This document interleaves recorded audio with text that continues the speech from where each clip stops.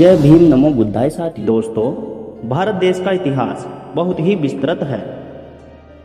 इसका सबसे बड़ा कारण यह है कि भारत देश अपनी विविधता के कारण प्रसिद्ध है।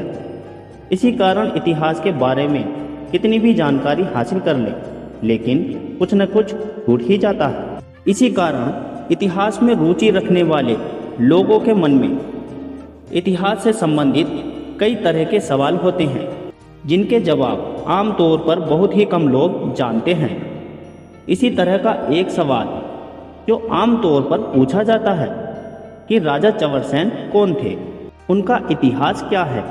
अगर आपके मन में भी ऐसा ही सवाल है तो इस वीडियो में इसी सवाल का जवाब जानते हैं। तो आइए दोस्तों, बिना देरी किए वीडियो को शुरू करते हैं।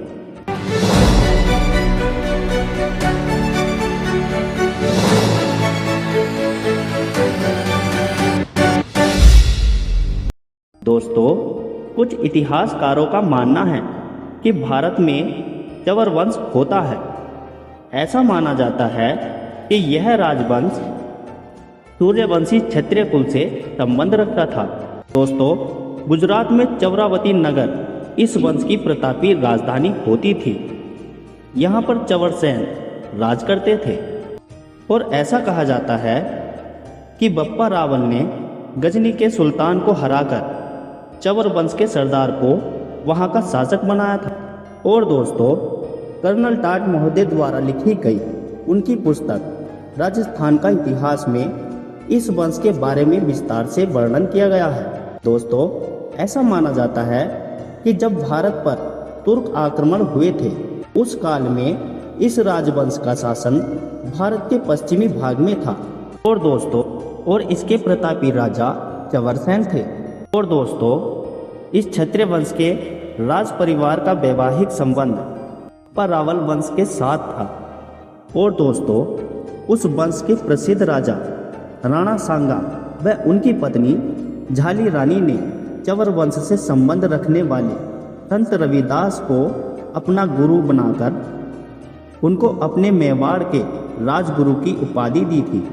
और दोस्तों, कुछ लोगों का ऐसा मानना है जो चवर वंश के प्रतापी शासक होते थे, ये वर्तमान में चमार कही जाने वाली जाति से संबंध रखते थे। हालांकि इसके विषय में विभिन्न इतिहासकारों में मतभेद भी है। पुराने समय में तथा संघ की मानसिकता रखने वालों के अनुसार चमार जाति को अछूत समझा जाता था। दोस्तों, कुछ इतिहासकारों का यह मानना भी है कि इसी चमार जाति से राजा चवरसेन संबंध रखते थे तथा इनका गौरवशाली इतिहास मिटा दिया गया है।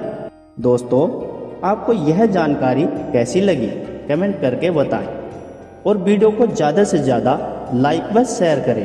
तब तक के लिए जय भीम, जय भारत।